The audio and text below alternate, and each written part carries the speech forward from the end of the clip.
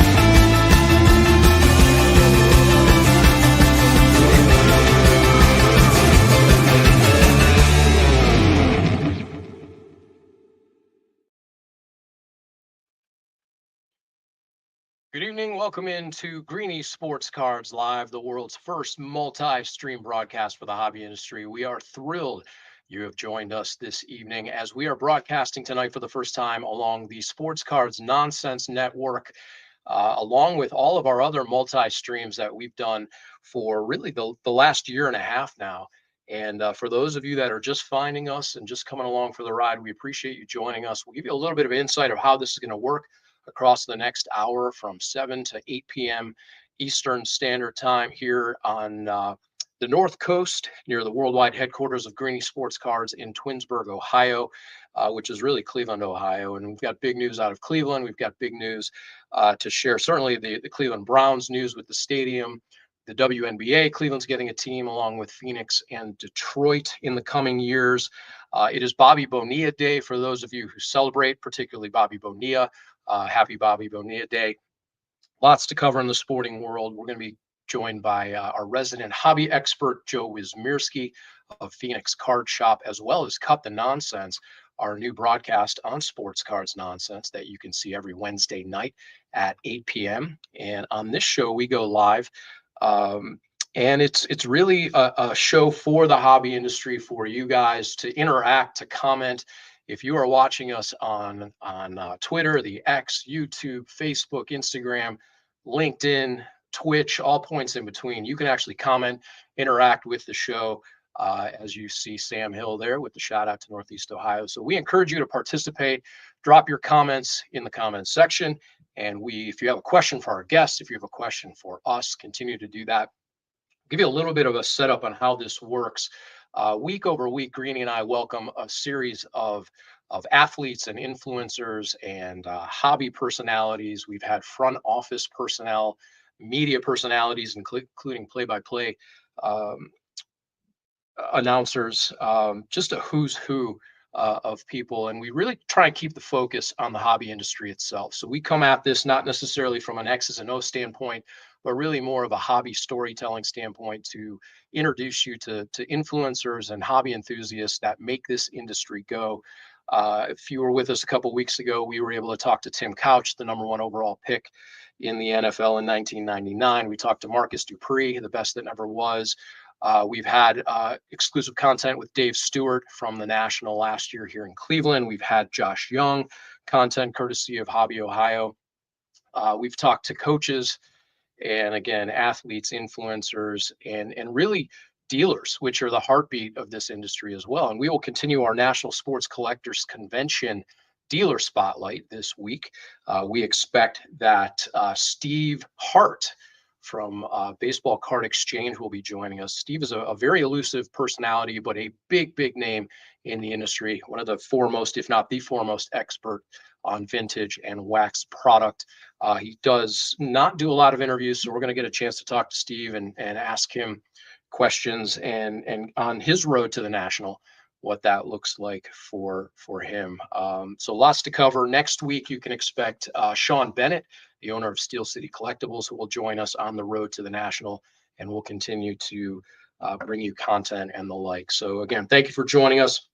We appreciate our presenting sponsor, which is in fact Collectibles on SI. If you want to master the world of sports card collecting, Hobby 101 from Collectibles on SI is your go-to resource for expert insights, market trends, and the stories behind the most coveted cards. Whether you're a seasoned collector or just getting started, Collectibles on SI helps you navigate the hobby with confidence, explore the latest articles, unlock the secrets of collecting at si.com/collectibles, part of the Sports Illustrated family. Find it on SI. So we appreciate Collectibles on SI, their partnership with us, as well as Sports Cards Nonsense and their participation. So lots to get to this evening. Let's go ahead and welcome in the man himself, Steve Greenberg, aka Greenie. And Greenie, welcome to your show. Hey, once again, thanks for having me. I appreciate it as always. I enjoy this year and a half ride we've been on, just talking, right, and getting to know a lot of people and getting to know the industry a little bit better from other people's perspectives. So, and whether that's been like you said, vendors, or I mean, we've talked to coaches who collect cards, right? We've talked to commissioners of conferences in college who collect cards. So it's been really cool. And I mean, every day somebody new jumps into this hobby, and we're happy to talk about it. Yeah, and Greenie, we've got a lot of new people coming in as we do week over week, and especially with this partnership with Sports Cards Nonsense, where we'll continue to have content and distribute it on their platform. For those who don't know who we are, just a little bit of insight we would humbly share with you. Greenie has been buying and selling cards in Northeast Ohio and beyond for over 20 years. He's actually one of the largest collectible event producers in the country, with 25 plus events this year alone, including the Great Lakes Collectors Convention, the Mountain State Collectors Convention, and a whole host of mall shows and area and regional shows. He has a custom card division for NIL space, which is a groundbreaking piece of content. And as for myself, I'm not a buyer and seller of collectibles, but I've been intimately and directly involved in the industry for over 25 years. I produced the National Sports Collectors Convention on behalf of the IX Center here in Cleveland, the International Exposition Center, through 5 cycles when it was in town, and have seen upwards of about 15 shows across the country on the nationals, from Atlantic City to Anaheim to, of course, Chicago, where the event will be back this year for the 45th anniversary. So, Greenie, really cool stuff as this continues to grow. We mentioned it's Bobby Bonilla Day, which is the best summer holiday according to Andy. I think he's 62 years old, and he's still getting 1.1. Is that what it is? $1 million? It's about 1.2 at this point. And what a great deal. Jump over to Collectibles on I think it goes till 2035, if I remember correctly. So he's got 10 years left on that deal. Yep. We should all be so lucky, right? Well, I don't know if that was his decision or his agent's decision, but he had about a $5 million contract, maybe upwards of $6 million, that he was staring at back in 1999, 2000. And he took what might have been the first deferred payment, or at least the significant chunk of deferred payment, over the next 30 years or so, or 35 years in this case. And yeah, he's still getting paid every year on July 1st. So congratulations to Bobby Bonilla and everybody else who celebrates Bobby Bonilla Day. Greenie, mentioned lots of news, particularly coming from these parts. We have the Cleveland Browns are going to be moving to a new stadium officially, pending some landmark lawsuits or some really strange things going sideways. The governor really rubber stamped the budget last night before midnight, and that's going to push through a $600 million investment, coupled with a $2 billion investment, roughly, from the Haslam family in private equity investment. And the Cleveland Browns are going to be moving to Brook Park, which, as we've talked about before, is a little bit of a misnomer. It shares the border with the city of Cleveland. It's adjacent to the city of Cleveland Airport, Cleveland Hopkins Airport. And so that is happening. And really, in honor of that tonight, Greenie, I've got my Chris Spielman jersey, which was worn at the first game in 1999 when they came back and the preseason game against the Vikings. It was against the Vikings, and I do have a piece to show too. As we've talked, Greenie, I collect. I don't buy and sell stuff, but I acquire stuff, and people give me stuff along the way. And I guess it's my PC, and I do have. I'll go ahead and share this from the opening day, the Browns versus the Minnesota Vikings, the very first game. And then I'm feeling nostalgic tonight. I do have a from Old Municipal Stadium. This is actually a brick that came in a piece that I have here as well on display from Municipal Stadium. So I've got a piece of the original stadium. I've got a piece of the Cleveland Browns Stadium, which was First Energy Stadium for a little while, that has actually not held a single home playoff game since 1999. So as far as I'm concerned, good riddance. And I've also shared having spent Thursday night in the snow and freezing and frigid temperatures against the Pittsburgh Steelers last year, and seeing Jameis Winston lead the team to victory. I've paid my dues. I do not need to prove my salt anymore outside in the cold in Cleveland. Bring on the dome. Yeah, I have zero issue with the dome. All the things that it can bring to it. And I, like you, have been to quite a few games in old Cleveland Municipal Stadium. I've been to exactly 3 since they came back in 1999. The first being that preseason game, and it might only be 2, but I think I did go to a third at some point. I went to a Steeler game when Brian Hoyer beat them. But I was at a game. I would really have to look up the year. It was against the Minnesota Vikings in old Cleveland Browns Stadium. And it was the coldest that I've ever been in my life. And now my dad will tell you the Red Right 88 game was the coldest he's ever been when he worked in the booth with Gibb Shanley and did the games on the radio. But man, that Van Waiters, I think he caught a fake field goal to win the game. I don't know if it was overtime or the end of the game. I can't remember, but I know it was the coldest I have ever been in my life.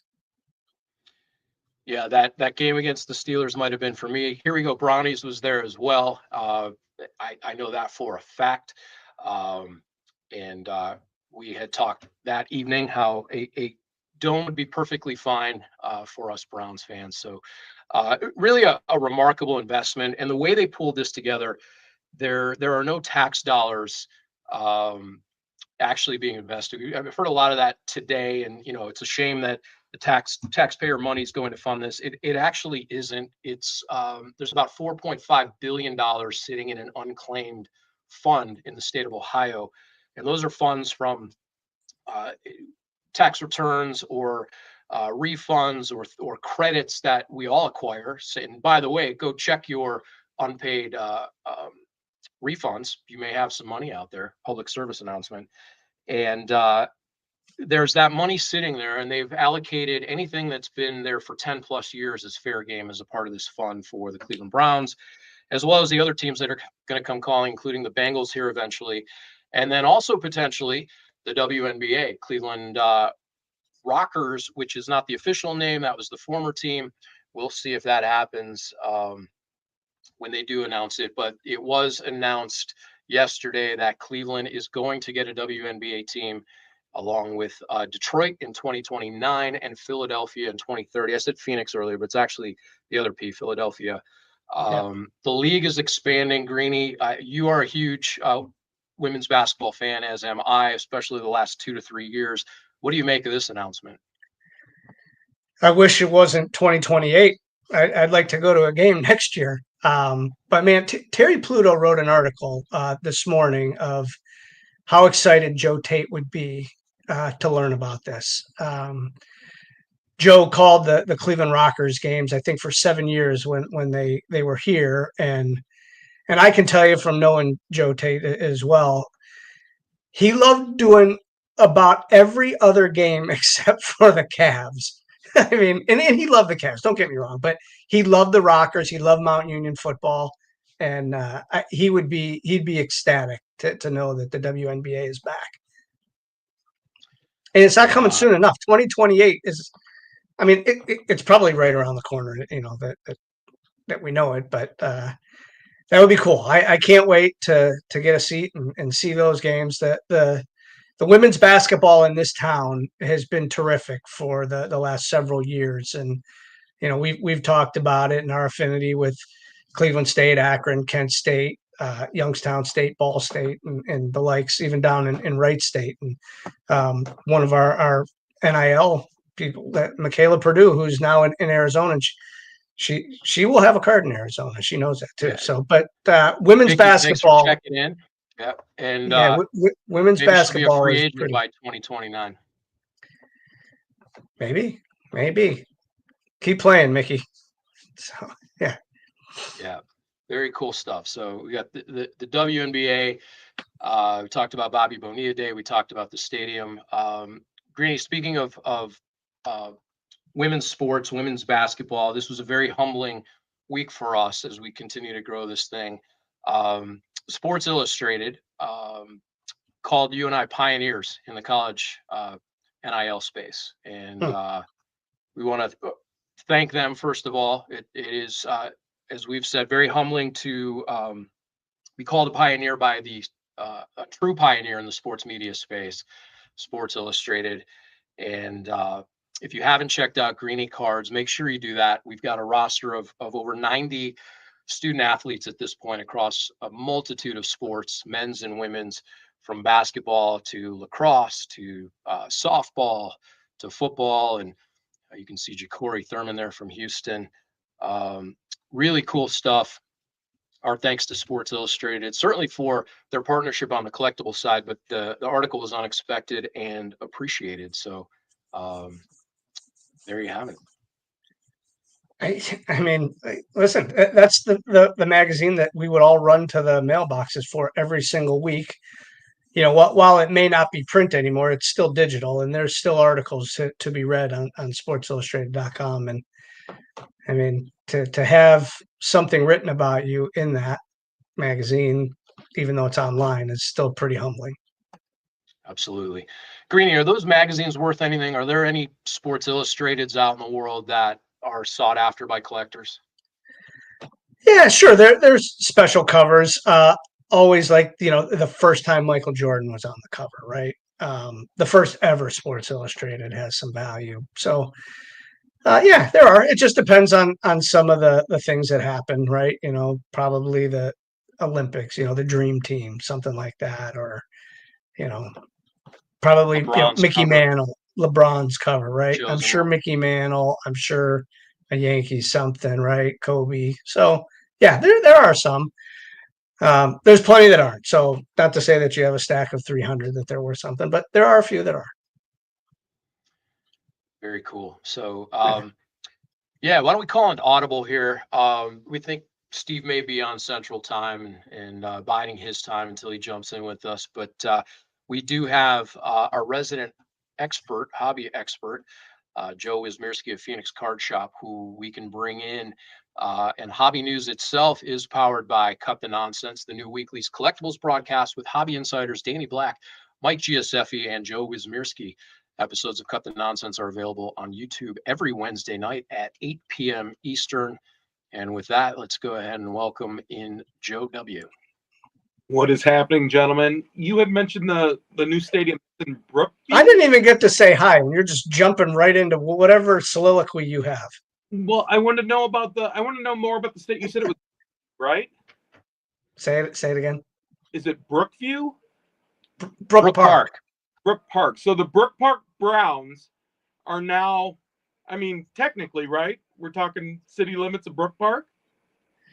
Still kind of. What do you call the New England Patriots? They play in Foxborough. It's a region. What about the Glendale Cardinals? How dare you? How dare you? Is that where they play? which the great customers of Phoenix Sports Cards are continuing to support sales tax to that wonderful stadium. So we are appreciative. And then Michaela, bear down, right? Coming out to the Yeah, Awesome. you're gonna have to go down to a game there, or You when got a real one. they probably play Arizona State. Absolutely, they're in the Big 12, so 100%. Yeah. They'll be up. They'll be in Tempe, definitely playing. So that will be great. But congratulations on the stadium. We got out here. We got our stamp of approval as well. Oh, I like that. Lake Erie Browns, 100%. But they are going to allow $500 million to go back into the Diamondback Stadium, even after we got swept this past weekend by the Miami Marlins. So luckily we got that stamp prior to the sweep. But yeah, $500 million. It doesn't really affect a lot of Phoenix. It's just the sales tax from the stadium and then a few surrounding businesses too. So super cool that that's available. And I mean, we're talking about excitement of WNBA and women's basketball. Greenie, I was at the Phoenix Mercury and the Vegas Aces this past Sunday. Ooh. The Mercury 12-4, right? Vegas Aces, they're kind of sitting middle of the pack right now. The Mercury had 2 games in a row where they had 35 3-pointers combined in both games. So it was a huge record. They did end up coming up short. They lost by 3 in that game. Asia Wilson, dude, listen to this stat line: 26 points, 18 rebounds, and 7 assists. That's willing your team to a championship and willing them to a win. I mean, actually in that game. But when you want to talk about the sport being alive and a fan base being alive, 13,585 fans at that game in a Sunday afternoon. While the Diamondbacks were also playing at home, too. They started an hour and a half earlier. Do we know the attendance of the Diamondbacks that day? Next question, please. 7 people. 7. Next question, please. Yeah, Joe, this not to be trite about this, women's basketball is a serious enterprise. We've been fans of the collegiate game here, particularly Cleveland State, the last couple of years. If you have not been to a game, it is basketball in its purest form, and it's competitive. It's a great sport. You have talented athletes competing, playing hard. We have a running tally how many times these ladies hit the floor each game, because they're aggressive and they play hard. It's a great game, especially at the collegiate level, the Division I level, and I'm excited for Cleveland to get this team. We had the Rockers a few years ago. The team didn't make it. It didn't have quite the support it needed, but you've got Dan Gilbert behind it this time, and everything he and his team touch, they follow the vision, and it works. It's also different times, and the sport is way different than it was in 2003 when they folded. And quite frankly, had LeBron James been in Cleveland in 2000, I don't know that team folds in 2003. That's fair. I mean, getting the shock back, that team also folded, and they won a championship. Ruth Riley, Dame. I mean, absolute big time players at that time. But I mean, it is definitely alive and well. And I saw a great shirt actually when we were walking through. Gentleman had a shirt that says, "Everybody watches women's sports," and I don't think that could be more true right now. I mean, sports fans want to see competitive, high moving, high functioning athletes in its purest form, and you can see that in a WNBA game. I mean, 100%. I mean, literally. You want to talk about great watches right now. Unfortunately for us, Coco Gauff, United States tennis player, but she got upset in straight sets today. But seeing just high-level athletes and seeing those upsets, I mean, it's amazing. It's a beautiful thing to watch for sure. Joe, I have a question for you, connecting 2 dots here. So talking about the WNBA at the right time, I had an opportunity years ago to go out to Phoenix and see an arena football game, and it was when the Cleveland Thunderbolts were here. My dad happened to call play-by-play for the team. We went out to Phoenix, and I was blown away by the reception there. You talk about the Phoenix Mercury and the reception. The arena team was completely embraced. There were 19,000 people in the arena supporting that. Phoenix, not to paint a broad stroke, but it's a little bit more of a transient city than Cleveland. You have people that have migrated out there. Where do these fan bases come from, and why are they so passionate out there? I mean, that's a tough question because we do have a very, very transient market. Everyone's from somewhere else. We do have some locals, 100% born and raised. My 5 children will be born in Arizona, and they're sports fans of Arizona teams. But a lot of it, I mean, people just come from other areas. I mean, we have a lot of Canadian people that come down and they have homes down here. And when we had our hockey team, they would say flat out it was just more cost effective to see a Coyotes game, especially when their former hometown team was down here, because you couldn't get on the waiting list for Canadian teams. Like, it's so expensive to go to a hockey game in Canada, and then just the list to get tickets, it's insane. And at one point, and I hope I'm not blacklisted for this, but when my father had Cardinals tickets, I mean, we could pay for our entire season by just selling our Cowboys, Giants, or 49ers tickets. So, I mean, I don't know if that is a plug for being passionate fans, but it allowed us to have season tickets the next year to support them. So, you know, the Diamondbacks games, those are another thing. It's tough. Sports are tough out here because of the time zone too. So Sure. leaving right from work, there's not really a gap of time. And that's often why when you watch like Dodger games or whatnot, like you'll see some gaps in the audience there, but it then starts to pick up about the 4th or 5th inning as people are getting through traffic and getting from work to the events. But the other beautiful thing that I could tell you about Phoenix fans and the venues in itself, we do have very, very, and this is coming from a larger person, we have very affordable food options at the stadiums. Just at the Mercury game, $2 hot dog, $2 soda, $2 popcorn. So it does make it reasonable to bring your family. Like I literally, in my group, we had 10 people that went. And so it didn't break the bank to get hot dogs and sodas or popcorn to sit up there, cheer for our team, and get that whole experience. Because yes, we love watching the Mercury. We love cheering for the women that are out there and playing. But, you know, I've got younger kids too. They want a hot dog. They want cotton candy. And so, again, it didn't break the bank. It was a great experience, and it allows us to be passionate and want to go back to the game. Who's the owner of the Suns? What? That's a tough question. I am not 100% sure who the owner is. I would bring on Matt on. Yeah, well, whatever his name is. I had read that he wanted to make concessions affordable, even at the Suns games. Yeah. Oh, absolutely. Yeah. And the Diamondbacks too, they have their value, like hot dog that's $2. Like it doesn't have to break the bank. Like a hot dog can get cheap. We know that 100%. And again, there's nothing like, and I'm sure I might be speaking on a turn, but you guys can remember going to your first games growing up and having a ballpark hot dog, or when you're unwrapping that wrapper and you're walking over to the ketchup and mustard and the relish and you're pumping it down. Like, I'm getting chills thinking about it. And it's stupid. It's a hot dog, right? But I can remember those type of moments. I can smell that.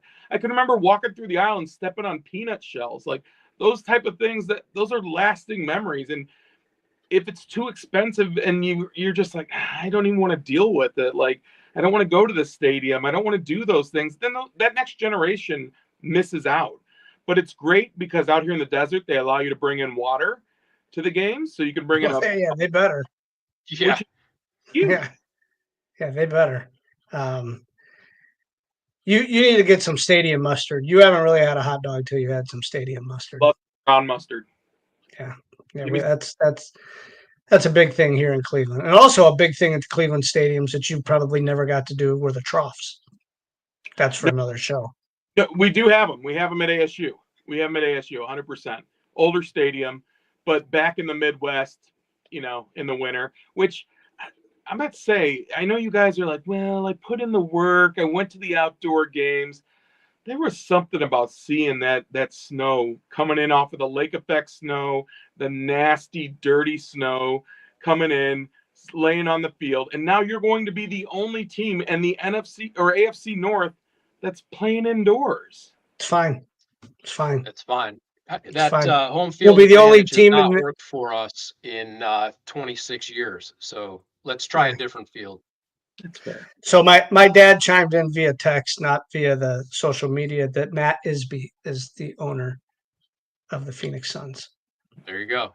A Okay. true producer at heart. Thank you, Art. Thank you. That's Dan Gilbert's arch nemesis in the mortgage industry. Yeah, well, the Right. Ishbia taking over sports because I know his brother. He's from Michigan as well. In case you needed to know that, Joe. He is a Spartan, 100%. His brother just bought the White Sox. Yeah. Sam asked Bertman's or Stadium Mustard. Stadium. Stadium. Stadium for me too. Stadium Mustard. I also, you know what's funny is I know you guys have mentioned the cut the nonsense. Someone brought this up before. They were talking about the Great Lakes potato chips. Born in Akron, raised the majority of time in Ballreich potato chips. Yeah. Yeah, no, I know Ballreich. Yeah. All time greatest. chip. There's a Stadium Mustard. Yeah. Yeah, Ballreich potato chip is a good chip. I've actually talked to them because they do some different things and might be a Greenie chip one day. Steve, don't forget that Arizona address out here. Well, when you move here to Cleveland, we'll get you your own stash. Not the stash that you currently have. The Mayflower moving contract for sponsorship. We'll find them. Hey, what do people put on their? What condiments do people put on their dogs elsewhere across the country? I mean, the Chicago people, they put that weird relish, the neon the blue relish, or they put peppers, that kind of stuff. But I like some good old Stadium brown mustard out here too. I don't know if you guys have ever had a Sonora. I had a hot dog at the Diamondback Stadium with a whole bunch of stuff on it. Yeah. I don't remember what it was, but I had it. Yeah, they wrap jalapenos in bacon around a hot dog. That's what I had. Yeah, it's delicious. Good stuff. It was a foot long, actually. Yeah. They also have a corn dog version of that too, where they put it in the corn, they deep fry it just like the State Fair style. Big win. All right, Joe, what's going on in the hobby world today? Well, one huge release this week. It's nothing crazy, but it's Panini. It's 2025, and it's going to be Score Football.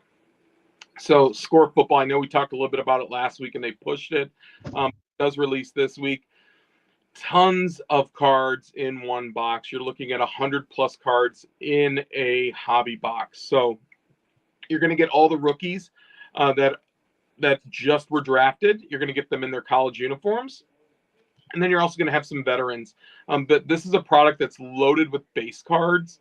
And there are some parallels. But if you're looking to just get a ton of cards for the guys who are rookies in this upcoming season, this is something, again, it's not going to break the bank, but it's going to give you the ability to have a bunch of cards in one box. And you get your first chance to look at the rookies. I know they're not in professional uniforms, but you're going to get them all. You're going to get your 5th round pick, Shador, and you're going to get your number 1 pick in Cam Ward, right? And everybody in between.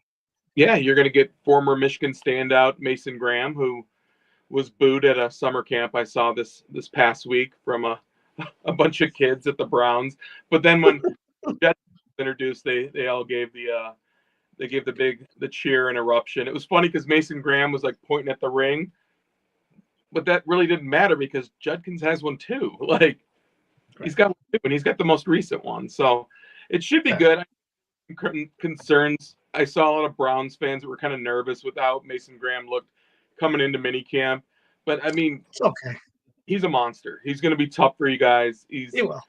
Yeah, there's a reason, and we could make jokes about all the drafting pundits and all these guys who may have some poor picks, but there's a reason that he went as high as he did. Like they did see something in him. They've seen the film on him, so he should do very well. And you'll have the opportunity to pull one of his cards in here.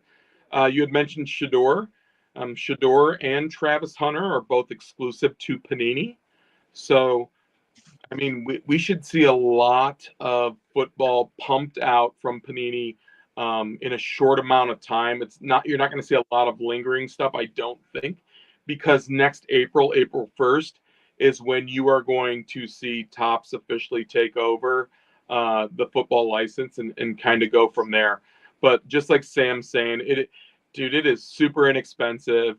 You can rip some packs. They're fat packs too. So again, if you do have a hobby shop near you where you're able to, where they open up a box and sell them by the pack, that's a great way to get into this product. And then eventually you will see some SKUs that will be retail SKUs. So at your Walmarts and your Targets and Dick's Sporting Goods, those type of things. And your GameStops, right? Because they're getting real big into cards. Yeah, they are. They are. That's interesting. I heard they're transitioning into just cards, really. I don't know that. I mean, I can't tell you the last time I was at a GameStop, but product like video games and where it's starting to trend more to digital downloads and you're more or less selling gift cards for these games so that they can add these virtual bucks that they can use in these games. You have to pivot somewhere because I'm sure it is not cheap to have that many retail locations, and the spaces are, I mean, they're not huge, but they're big, and you have something that someone can walk away with. So sports cards are something that you can definitely start seeing take more of a precedence. But then also the TCG, Greenie. Yeah. That a couple of GameStops out here in the Valley are hosting tournaments for Pokemon. And so when you do that, to my knowledge, that then opens you up to be available for pre-releases on different products, which are actual tournaments. So that's something that's huge. And then obviously, as everyone knows, having the ability to go in there and grade cards. Right, PSA. Which I didn't know this until I saw the Card Father talking about it out in Burbank, that they actually have a PSA drop-off inside the new Burbank shop that is manned by PSA employees. PSA, right. Yeah. That's insane. That is insane. That is revolutionary.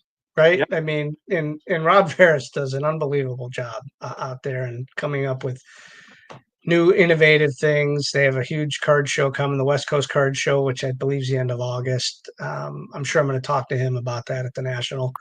But yeah, to have a PSA submission center manned by PSA or female by PSA, I don't know who works there, but you get the point. I mean, that's pretty awesome. Steve, they also announced too, I did see on Collectibles on SI, that they did announce the pricing for the National. Saw that. $149 and you'll have your card back before the convention ends. Or this is something I would see you doing, is doing the $9,999 to have it returned in 4 hours. So I don't have any cards worthy of that. Oh, okay. I don't even know that I have any cards that I would pay $150 for right now. That doesn't mean that I won't buy any, because what does the card have to sell for you to spend $150 to get it graded? Yeah. I don't even think it's that what it has to sell for as much as that you're getting it back by the end of the convention, when you're hoping to do that so that you can sell it during the convention. So I mean, even if I'm submitting a card that potentially sells for $300. So there's the thing though, and the caveat to this is it's probably really only $100, because you would mail that card to and from at $25 a shot, right? Maybe even more. I don't know what so to get it home by yourself at the end of the show, maybe that is worth $100 to somebody. And I understand it's $149, but if you were sending that from home, I mean, you'd be paying to ship it to and from anyway. That's fair, 100%. And it could just be someone who really doesn't understand the whole process of going through and sending it, or has apprehensions of putting it in the mail, right? Sure, people do that. People do.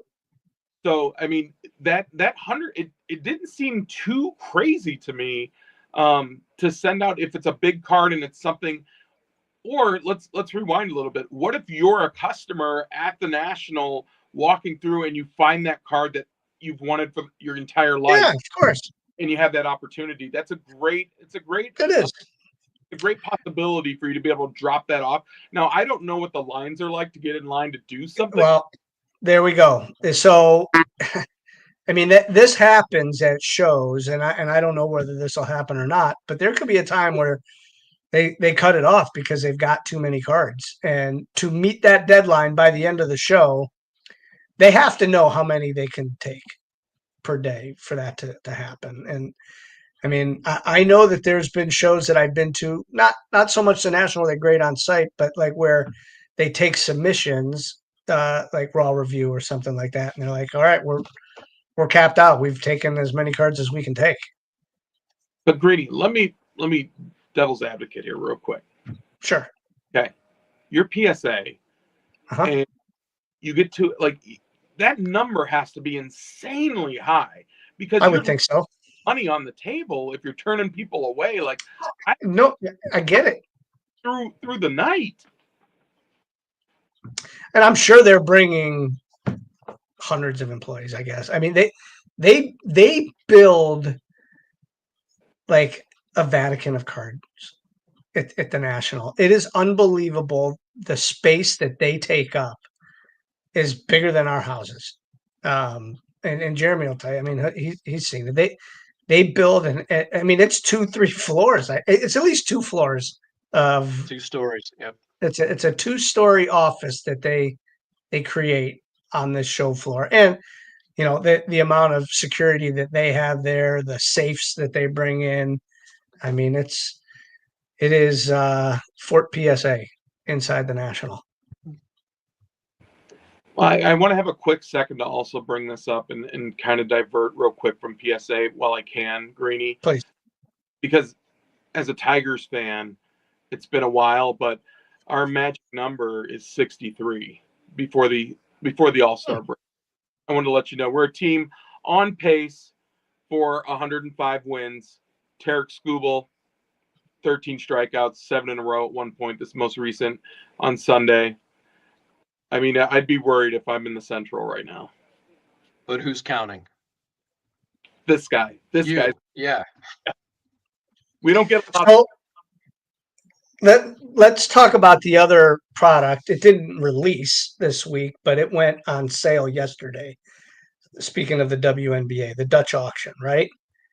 Sold out. It sold out.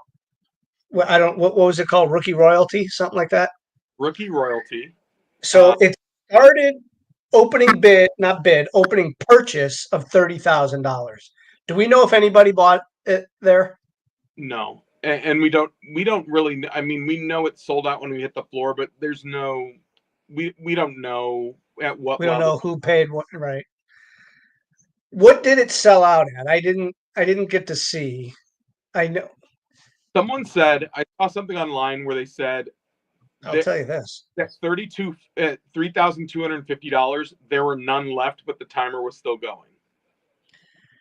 So, I'm not going to show you who it is, but I got a picture from a friend of mine that says they tried $4,125. He tried it 1, 2, 3, 4, 5, 6, 7, 8 times, and it wouldn't go through. Did he know you're just getting 2 cards in that box? Yeah, he knows what was in there. That was tongue in cheek, but yes, that.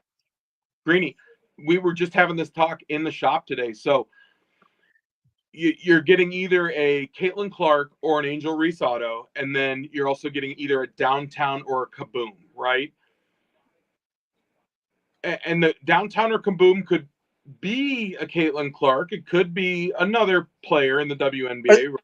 Well, are we sure? Is it so? It's every player's available, or is it just those 2? Well, I think for autos it was just those 2. It was Angel Reese and Clark. But I mean, the previous graphic you had up, it showed Cameron Brink, Kaboom. Yeah. Oh, here's my thing: is last week Panini offered the hobby shops Don Russ women's basketball, which historically Don Russ has had downtowns. So are they going to be in there? I mean, we haven't seen the sales sheet yet to show it yet, but I do know that this rookie royalty, the auto side of it, it's more of like a Chronicles base high level. So you have the opportunity for flawless RPAs of either Caitlin Clark or Angel Reese. But man, thank you, Sam. The wings do look like Viking. I appreciate it. But I don't know. I 100%. I really don't know what to expect. I'm hoping with Don Russ that you still have the opportunity to get downtowns of other players, but maybe this rookie royalty, it's just geared around that rookie class from last year. Honestly, the Don Russ is just last year's rookies, but rookies this year, Paige Beckers, I mean, she's breaking a lot of records right now that Caitlin put last year. So we'll see. So, but she wouldn't be in this. No, Paige won't.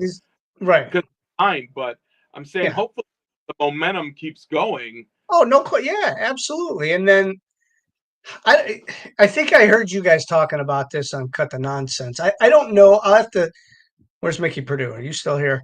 What's the eligibility requirement for women? Do they have to play 3 years in college, or can they come out after 2? I don't know.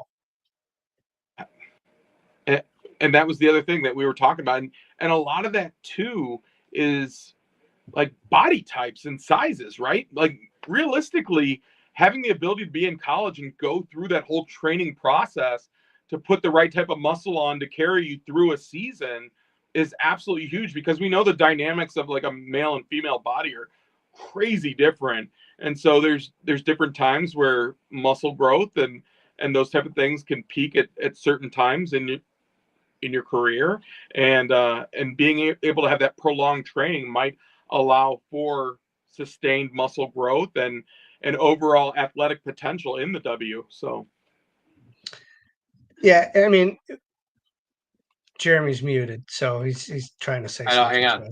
Just to your question, to be eligible, domestic players to be eligible for the WNBA must be at least 22 years old. They must have graduated from a 4-year college or 4 years removed from their high school. Interesting. Okay. So you're telling me Hannah Hidalgo has 2 more years of college? According to the current rules. Okay. Okay, that's good. I mean, I enjoy watching her play college basketball. I'd like her to have 3, so she's eligible for the new Cleveland team to draft her when she comes out. But I know, right? Yeah, you're right. That would be cool. Yeah, that's interesting. I didn't know that, so now we do know. You have to be so you're 4 years, and right. I think Paige Beckers just played her 4th.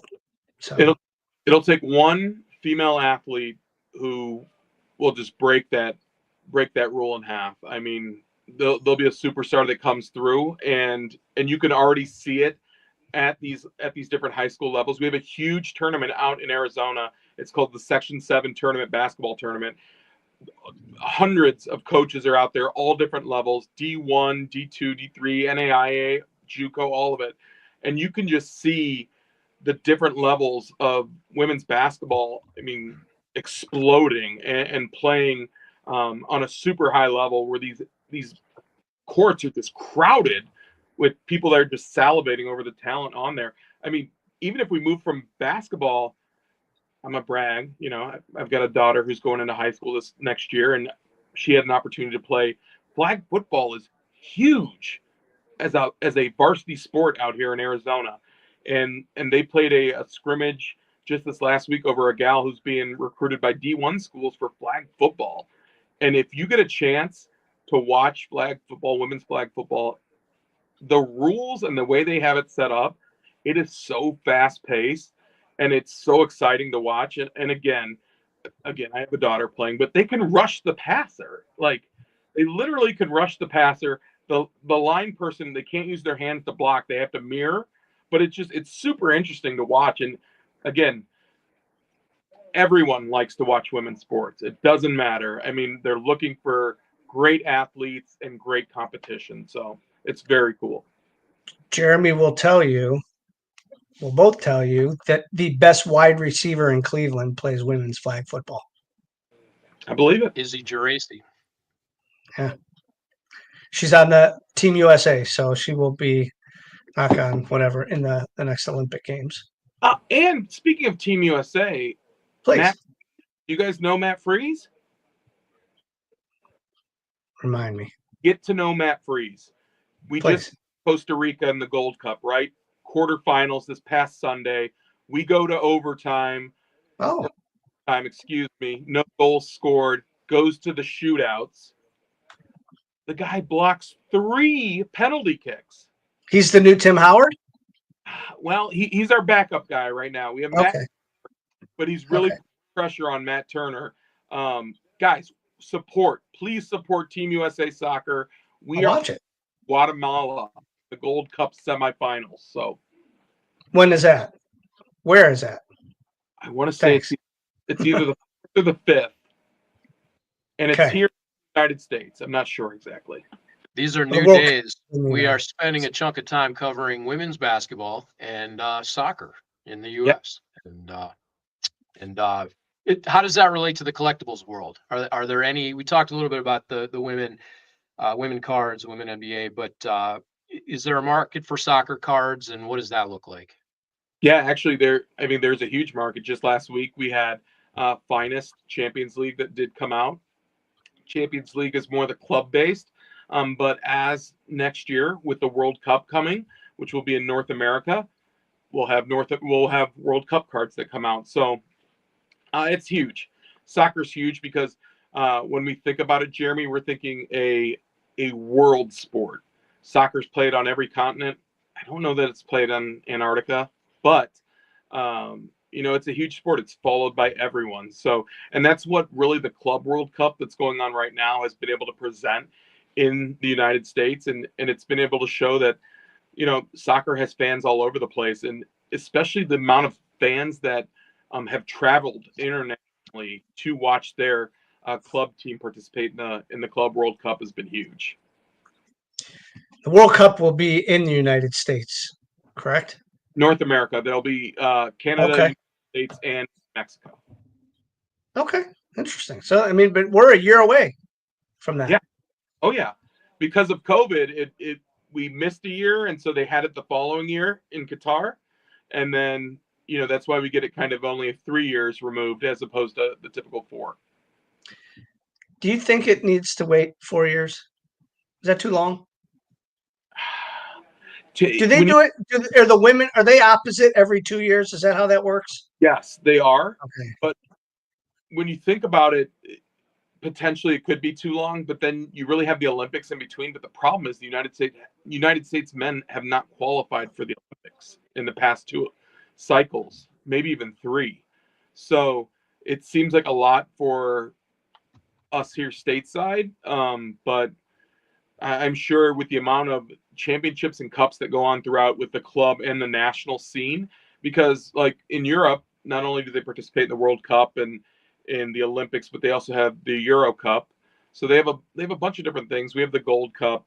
It's not quite on that level, but it seems like there could be more. They could shrink it down maybe every 3 years, but it's another thing to get fans out and tourism, and it takes a lot to produce those. So maybe Jeremy, with your experience in production, throw your hat into the ring, maybe. I'm sure that'd be a pretty penny. You never know. On that level. Never know. I appreciate the nod, Joe. I do want to shift gears here on another question, because a bit of a somber news week with the passing of Dave Parker.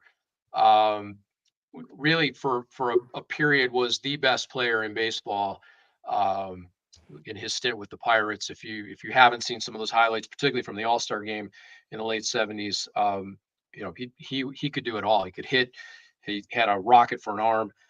He also fought Parkinson's for about 13 years, and it's a heck of a disease. Unfortunately, I know that personally, but immense amount of respect for Dave Parker and what he battled, and we just hope Cobra has plays as many games as he wants here in the next world.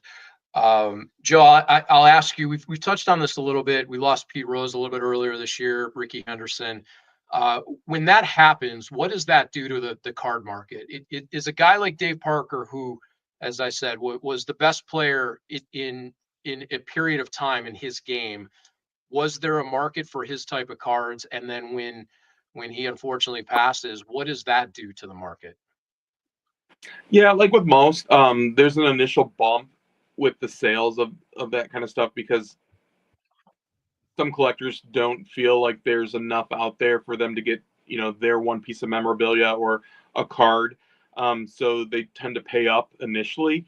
But over time, you start to see that a lot of these personalities and athletes, they do spend a lot of time signing and putting things out there. So over time, the markets do kind of change. But yeah, I mean, a lot of it depends on the teams that they played too. I mean, you have a Pete Rose who played on a championship team, but unfortunately, the gambling thing kind of scarred his kind of scarred who he was and his star. But Pete Rose also signed a ton. So there was a lot of stuff out there. I could tell you, Ray, the general manager of our store here, he tells this story all the time about Kobe Bryant. And at the National prior to Kobe's passing, Ray talks about a team from Panini came over and they were like, hey, we have a ton of Kobe stuff. Would you guys be interested? We'll sell signed balls at $275, $300 a ball. And I mean, Kobe signed in a lot of stuff at that time, and unfortunately, Ray said we passed on it. But all that stuff could have been absolutely huge if we bought it at the time. I mean, you never want to think that way, but to your point, it really depends on how they were during that time. If they were not only a gentleman but a superstar, you see that they do have those core fans. But if they did sign a lot, it probably doesn't carry as much. I mean, you're looking for the rare stuff. You're looking for people that weren't as interactive with fans for sure. And then also the other thing that you're up against with some of the older stuff that we see come in, clubhouse signatures. So a clubhouse attendant signed for the team, that's one of those things. You gotta kind of keep your eye keen on it. So it is a thing for sure. We have seen clubhouse signature items come in. Good stuff, Joe. Yeah. Let everybody know where they could find you in person, literally, and tomorrow night as well at 8:00. Yeah, so hey, you can find us at Phoenix Sports Cards. We are on 59th and Thunderbird in Glendale, Arizona. We have a brick and mortar shop, and we sell sports cards and memorabilia and wax. And you can see me on Cut the Nonsense Wednesday at 8:00 with Mike Gio and Danny Black. We're shooting the breeze. We're talking. It's some good stuff off the cuff, but overall, it's just about sports and collecting and the hobby in general. And a great store. I've been there many times. I enjoy it. My trips to Glendale, where the Phoenix Cardinals play their football games. Where Phoenix Sports Card is located, yeah. Yeah, there too. We're looking at right now, this is about 3.5 weeks of mustache growth. I've been keeping it Oh, going. I thought that was chocolate cake. No, it's actually got it. Okay. There you go, Benson Boone. There you go. All right, Joe. We appreciate Joe, you. thanks. Appreciate your time. And we'll see you tomorrow. Cut the nonsense tomorrow night. See ya. Greenie, there's a segue. Speaking of great stores, you visited a great store yesterday. You want to touch on that real quick? I did. Yeah, that's a great segue. You're right. Our friend Andrew at Hall of Framers in Berea, who we've met a while back and does a terrific job with framing and building up a lot of different personalities and things that in the Cleveland area. He has a vast amount of contacts and people that he's done work for, whether it's been private signings or framing of memorabilia for certain athletes that have played in Berea or played in college in the area. So we hooked up with him a while back. He brought some athletes, specifically Hanford Dixon, Greg Pruitt, and Reggie Langhorne to the Great Lakes Collectors Convention. And, we discussed doing some things in the future, and we wanted to go down, check out the store. We did a nice little jersey swap there, I guess you can call that. And terrific guy, terrific store, and some things that we talked about could be really cool. And that's right there in Berea, Historic Hall of Framers, just a little bit up the road from Browns headquarters and training camp, of which the Browns, that's sort of gone under the radar as well. The team is investing another $150 million into their headquarters complex in Berea, Ohio. And for those who aren't familiar with the area, and even some Clevelanders who aren't familiar, really kind of Berea, Brook Park, and the city of Cleveland all kind of meet at a corner by the airport, and it's all right there. So within a 5-mile radius, you've got $2.3 billion of investment in the new stadium, with support from the state of Ohio and all of you out there that have not claimed your rightful funds in the last 10 years. And then another 150 million plus going in by the headquarters. So transformational projects here in the city of Cleveland, transformational teams with the WNBA coming here in 2028. And, Steve, we're still holding on. Steve Hart may be joining us here, give or take time change, but if not, we'll capture what he has to say. And certainly we were going to talk to him as a part of our road to the National, as our dealer spotlight. The National is coming up quick here. We're already in the month of July. That show will be in Rosemont, Chicago area. Again, Rosemont, Chicago, it's all the same thing, right? Cleveland, Brook Park. That's right. That'll be at the end of the month here. And what are you looking forward to? You're going to have a booth there. You're going to be capturing a lot of content. We've got a lot of people to see. What are you most looking forward to at the National Sports Collectors Convention? I really like that it's nonstop all day long. So whether we're walking around on the floor buying stuff or there's people 3 deep digging through our boxes, the end of the day at 6, 7 o'clock when we get out of there, you're exhausted, and it is not a bad exhaustion by any stretch. Your feet are tired, your head's tired, but you have an enjoyable time, and it's funny. I have friends that I've kind of we kind of travel together and been around with. Thomas Fisher, who was on the show, Mike Milburn, who will be in the same configuration with us, and he'll be on, I don't know, about next week or the week after. And we always say, we get there on Monday and we set up our stuff on Tuesday, and it's like Wednesday night at 9 o'clock, and we're like, next thing you know, it's Sunday at 2 o'clock and the show's over. Like, it goes so quick.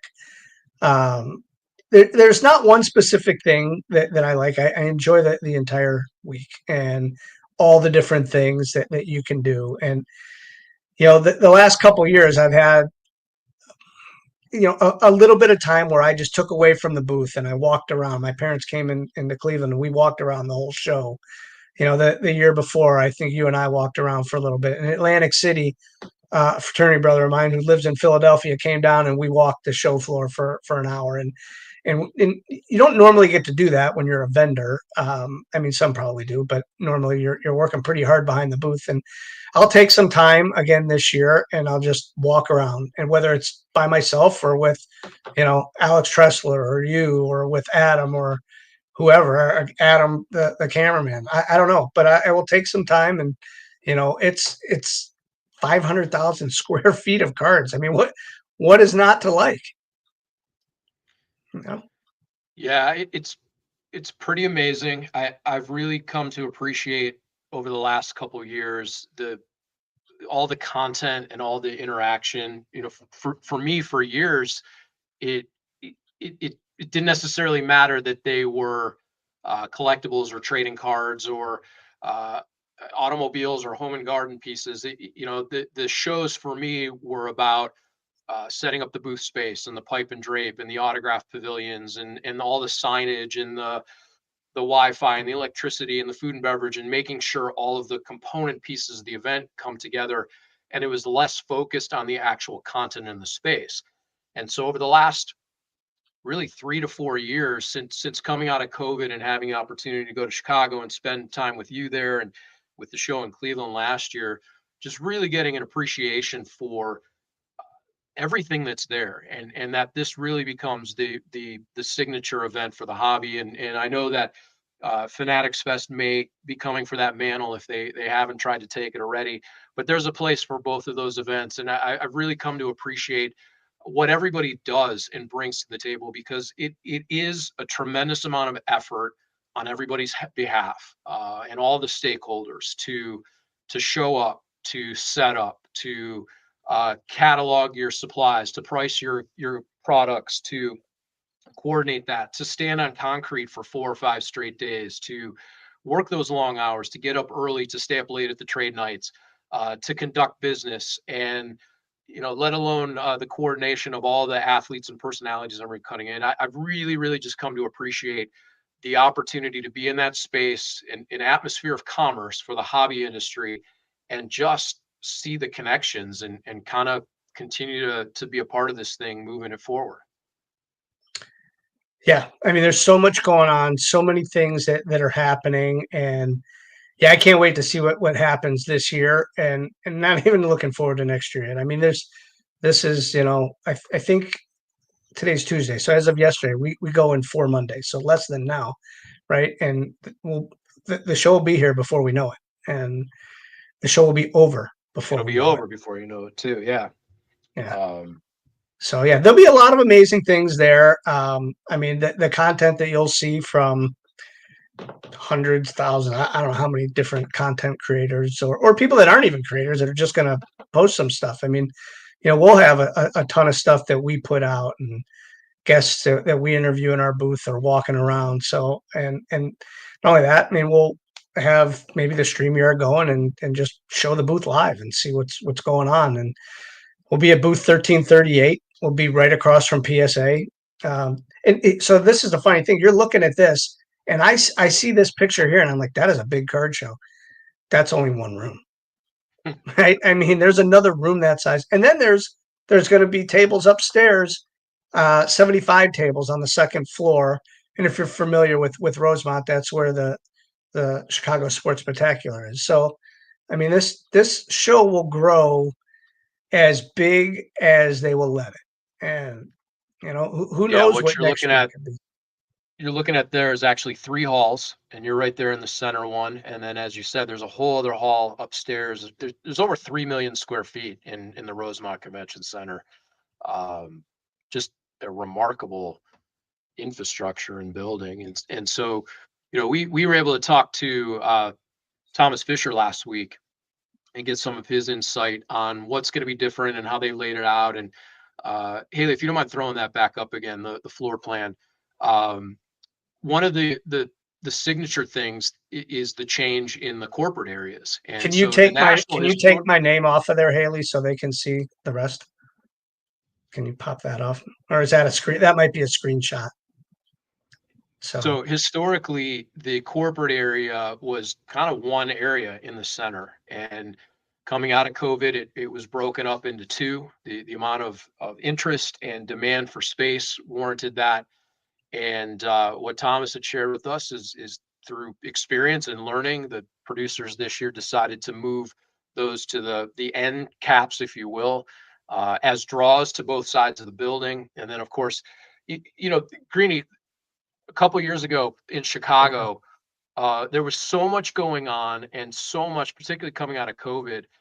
I barely spent any time getting over the TriStar area, and to think this is that event in and of itself, where you have at any given time 20, 25, 30 Hall of Fame, all-stars, personalities, celebrities, from Dennis Rodman to Ray Lewis to Kareem Abdul-Jabbar. At any point, these guys could be there signing. And it was sort of an afterthought the way it was before, because there was so much going on. And so it is a destination for people that want to get those autographs and want to seek out the celebrity interaction. But this is just such a remarkable show. All reports coming out of New York with Fanatics Fest, that's a remarkable show. And the hobby has never been better, and never been in a better place of prominence and opportunity and excitement. So that comment that was just up, that it'd be nice if they could section the dealers by genre, which I get that. I do. I don't discount that or discredit that. That the thing that makes the national unique is it goes by priority numbers, and people that have been doing it the longest get a chance to pick their spots. And that's kind of the way it's been. Is that the way it's always going to be? I don't know. That's the way it is now. And people have earned their right. I mean, this is the 45th national, and there's people that have done all 45, and they get that right. And we've been able to earn a place. There's people that are way up in the front of the room because they've been here for 30, 40 years, 25 years doing the national. And that's why you see some of the vintage, the first thing when you walk in the room, because they have the highest priority levels. I was going to ask you, Greenie, if you think there are 43, 44 priority numbers left. There are, as far as you know, there are people that have done every single national to date. There not many, but there are. Yeah. It's incredible. So yeah, it's we'll continue to talk about the national certainly in the coming weeks, and we're going a little long tonight, but that's because we've got an opportunity to talk to one of the extraordinary personalities in the hobby industry, and that is Steve Hart. He's the founder and owner of Baseball Card Exchange, widely regarded as the industry leader of unopened vintage sports cards. And over the decades, Steve's reputation for integrity, expertise, and customer service has helped BBCE grow from a 500 square foot shop into a 13,000 square foot warehouse and 5,000 square foot superstore in Indiana. Steve is now considered one of the foremost authorities on unopened wax products, and BBCE is the go-to authenticator for sealed vintage material. So it is our distinct pleasure to welcome in Mr. Steve Hart. Hey, how Steve, you doing? Can you hear me? Yeah, we can hear you, which is great, and that's perfectly fine. Audio is great, and we appreciate you taking the time. Everybody knows about BBCE. Hey, there you are. There you are. Yep. Yeah.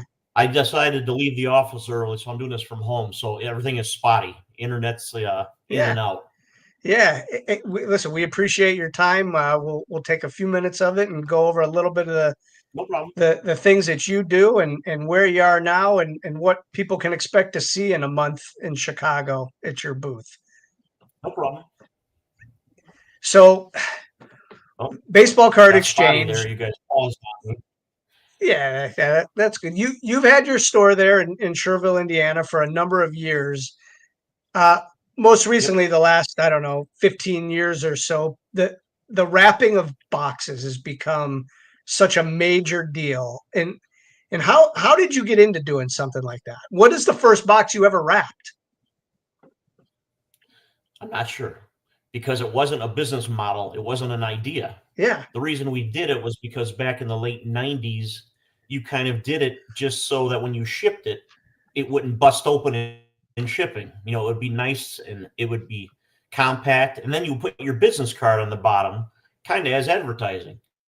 Because as the box changed hands, people would see, oh, here's where it came from, maybe, and here's their phone.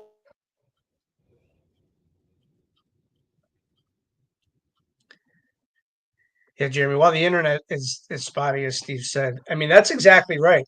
I have boxes on my shelf that have been wrapped by Baseball Card Exchange, and on the back it says, Steve Hart, and it gives the store address and all the information. And you know what? He's right. And when he first did that, it was just almost like gift wrapping, and now it's become like a grading system. Lost you. Are you still there? Yeah, we got you. We got you. We'll fill. Don't worry about it. Yeah. We're showing pictures of some of the stuff now. Yes, sir. You got it? I keep losing you. Are you okay? Yeah, we're good. We're good. Oh, okay. The internet's a funny thing, right? Yeah, I know. What I had said was, like, when you first did it, it might have been just like gift wrapping, right? Like, yeah, it was just to keep the box intact and the integrity and structure and a solid piece. And then with our business card on the bottom, it was extra advertising as it changed hands for everybody to see where it came from. Little extra integrity, because nobody was, we were going to try not to sell any crap and then put our name on the bottom of it. That would be the dumbest thing in the world. Yeah. And then, we started to do it more and more. And then friends of mine just started saying, hey, can you wrap my stuff for me? And I'd do it for free. I didn't care. But then more and more and more people started wanting it done, and now I'm like, well, now I got to hire people, to do all of this, and it's taking my time. So now we gotta charge something. So, but the one thing I'm happy to say is we haven't raised the prices in decades. I don't think anything in this world has gone down and not increased in fees over the last few decades. And I'm not just talking our industry, anything. Yeah. So BBCE is as recognizable name as PSA, Beckett, and all sorts. But you actually have a full-fledged card shop that people probably don't know about, right? Yeah, it's Northwest Indiana. We're a suburb of Chicago. We could be downtown in 25 minutes. So it's it's not like Indiana and people are like, what the heck is that? It's just outside of Chicago. It's about 5,000 square feet. Pretty big. My manager Billy runs the place. He does a great job. I'm rarely there, so that's the best thing. Is I don't have the time to do any more, so I definitely couldn't be there much. Steve, So we have an iconic classic rock radio station here in Cleveland, Ohio, WNCX. It'll be celebrating its 35th anniversary next year. And I bring that up to say the definition of classic rock has had to change over the years. And people have different opinions on what that means and the era of what that means. And what might have been grunge era music is now considered classic rock in that case. Is there a delineation between vintage in your mind? Is something, are the eras completely defined versus vintage and modern, or is there room to evolve along the way? Well, first of all, funny you say that. October 1st is 35 years for me. So just like that station, yeah, in 3 months it'll be 35 years since I, started the company. I guess to me, vintage cards are pre-70. But that's because when I was collecting in the 80s and 90s, it was pre-70. Now I think it's moved more to 1990. Like you said, it's kind of evolved because, 80s stuff is big money, especially when you're talking Fleer basketball. Football is in the thousands, baseball's in the thousands, hockey. So pre-90 right now, I would call vintage to modern. Plus 90 is when the company started wrapping the stuff themselves, with their own wrap. It used to be where you wouldn't rewrap a box that's already wrapped, but you guys do that now. We do it now, and to tell you the truth, I'm not sure how much longer we're going to do it. I'm seeing way too many issues. Sure. With this kind of money that's come in the industry the last 4 or 5 years, you know what it brings? Yeah, all the slime. And I'm seeing some stuff that's just, Sure. I give the opinion of inconclusive a lot. Because, okay. I see stuff. My guys who do shows, people come up to sell them stuff. And a lot of times they'll just outright pass because just something isn't right because it's so well rewrapped and resealed. Let's talk about the 86 Fleer basketball because you're probably the most knowledgeable of anybody. How long did it take you to really figure that out and know that if I see Clark Kellogg on the back of a pack, I know who else is in that pack? The sequencing, we've known for decades. And then over the years, we've picked up other things. I'd love to get my hands on a sealed case and open it because the data inside it would be invaluable. Sure. If I could go through it and actually, over the last 4 or 5 years, we've picked up some other things too that I'm not going to disclose because otherwise then the people who are playing around will know another thing that maybe they're missing that we're catching. And then when I pass this on to someone else and somebody else takes over, I'll let them know some things that, I just can't disclose at this time. So same thing with you have a secret book somewhere. Yeah. Right. Well, if they could put 30 hours into a day, I'll write one. But until then, I'm not going to be able to do anything else. Yeah. What can people expect to see at your booth at the National? Usually at the National, we try to salt away some interesting items that we don't put for sale on the website. So we'll have some. First of all, at the National this year, at our corporate booth, we are only allowed to sell boxes and cases. Correct. I can't sell packs at the booth this year. I can't sell packs, raw packs, graded packs, rack packs. I cannot sell memorabilia. I cannot sell autographs at the corporate booth. All I'm allowed to sell is cases and boxes. So anybody who usually comes, when they open that door Wednesday morning, there's people that sprint to our booth to see what we have. Well, half of the stuff we bring isn't going to be there this year, but not by my choice. So it's going to have to be, some very special boxes we've salted away. And even a few cases that I think may be the only ones I know to exist, I'll have out there. No hints yet, but you'll have to come to the show to see. So that my next question, now you may not answer, is what's the rarest box you've ever authenticated? Well, the one from the Mile High Beer Box find, he had a 48 Bowman. Wow. And it wasn't full. It was probably partial. It was probably 90% there. But that was unbelievable. That was the oldest and the rarest. We've done a 52. We haven't done a 53. Last Chicago National, we did a 54 for Nat Turner. Probably that. The 48 partial and the 54 we did for Nat. Do you accept submissions at the National? Yes. We'll be doing it on site. There's going to be a limit, obviously, because I can't do 88 downers for 5 days. But we will, take your stuff and bring it back to the offices. Sure. That way it could save you shipping one way, and you don't have to pay the national rate. You can get it at the regular price. Steve, the National will be celebrating its 45th anniversary this year, and you've been to a number of those throughout the years. What are a couple memories that stick out for you of the National, be it a certain city or a certain experience? When you think of the National Sports Collectors Convention, what brings a smile to your face? Seeing the people that I only see once a year. There's a lot of great guys in this industry, a lot of them. And, we have a lot of friendships with them, and I only get to see them once a year. What's really cool is when I get to see that guy I've been working with for 20 years. His wife actually lets him out of the house, and he can make it to a national. So this year, we're having a party on Thursday night at the National. Unfortunately, it's invite only because we do have a limited amount of money we can spend. But, there's going to be a lot of guys there that I've never met in person before, that I've invited because they're, longtime customers. So that's the most enjoyable, is getting to see the collectors. It is almost like a home show for you. Like you said, I mean, you're 25, 30 minutes away, barring traffic in Chicago, which could be 4 hours, but in mileage, you're not far, your shop. No, I mean, they should have it in Chicago every year. I mean, I'm biased because it's in our backyard, but it also is, the center hub. The airport's right there. The food is right there. The hotels are right there. You can be at the sports venues on the train in, minutes.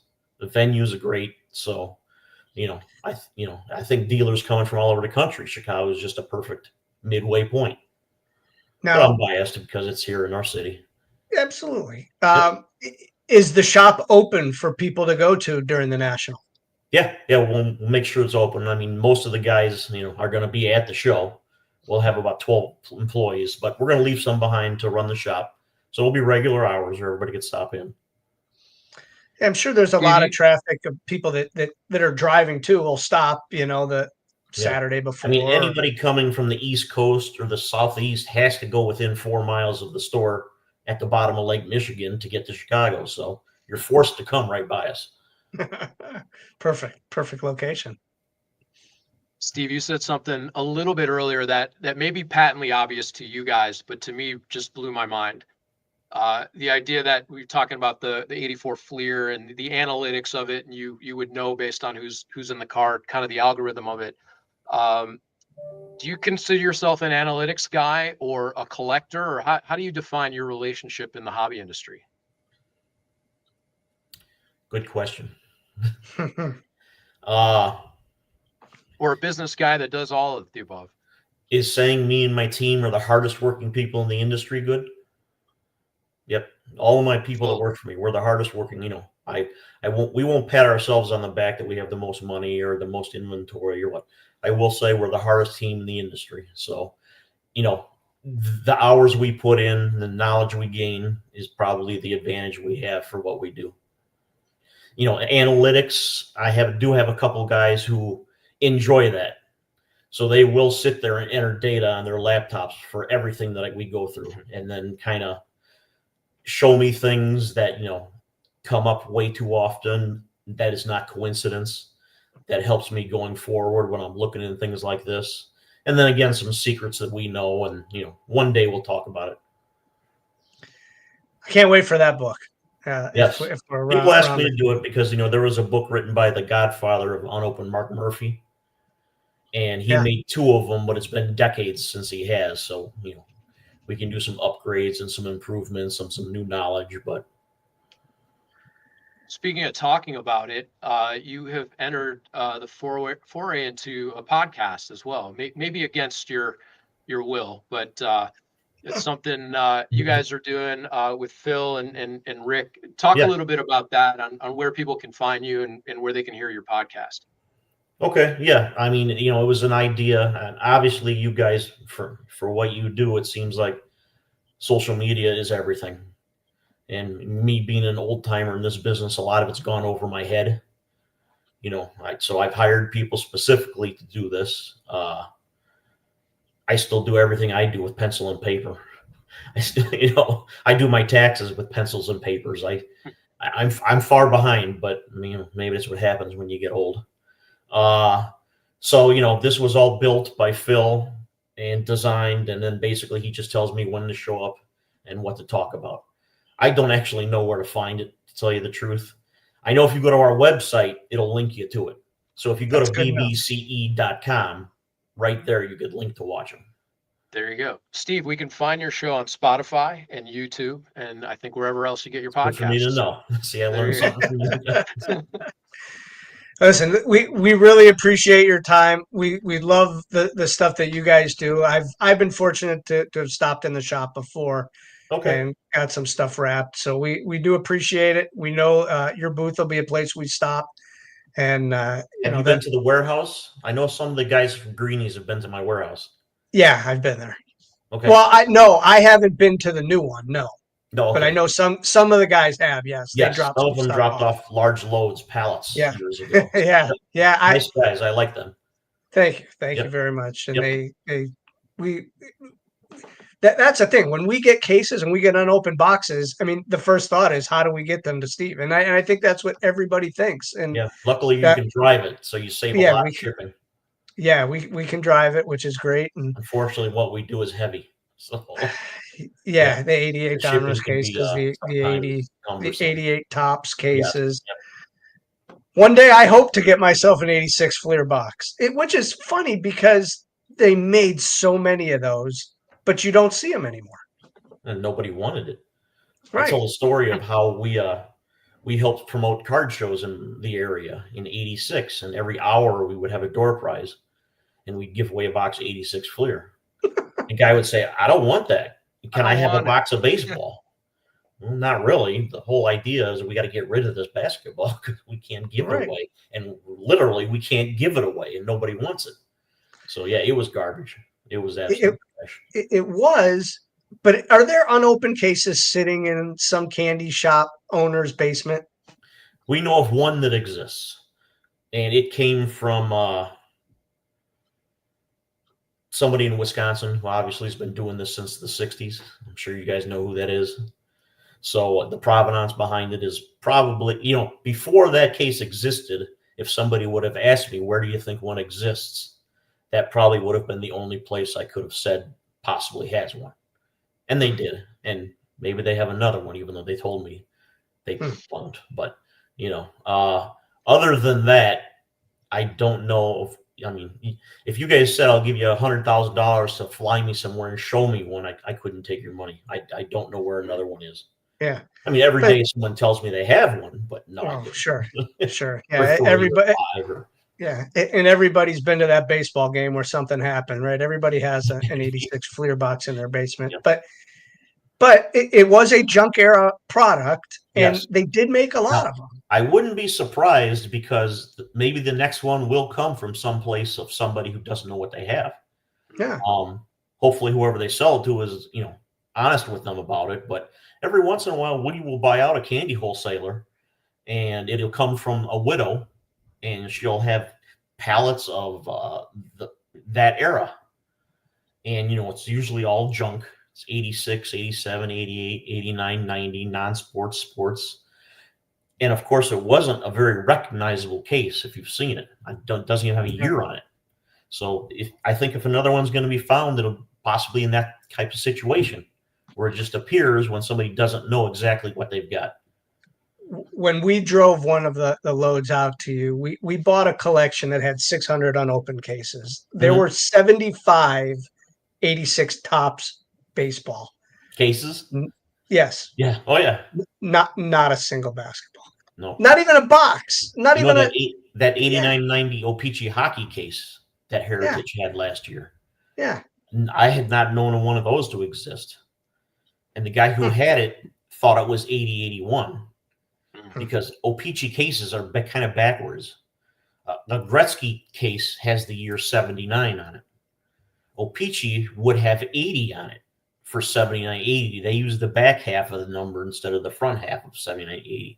So he thought it was 80-81, which still would have been, $100,000. Sure. But then when someone told him to peel back a little bit at the top and the boxes were white, no, that's a different story now.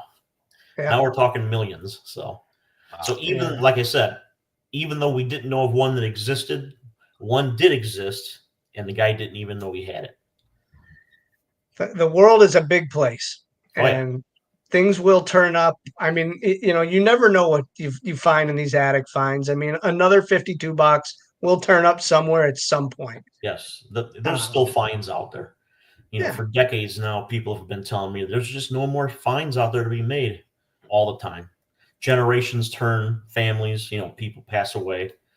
Things pop up. They do. Maybe not on open. Like the patent office closed in the 1920s because they said everything's been invented. Yes. 1971, I think somebody said there will never be a reason for a home computer. Yeah. Because it took up the size of your garage, a computer. Right. And here we are. Yes, exactly. Three computers, 3 different houses, and we're all talking on them. Yep. Yeah. Even though my internet's spotty. Yeah. Well, Steve, we can't thank you enough for joining us. We really enjoyed this. Before we let you go, let everybody know where they can find you at the National, the actual event here at the end of the month.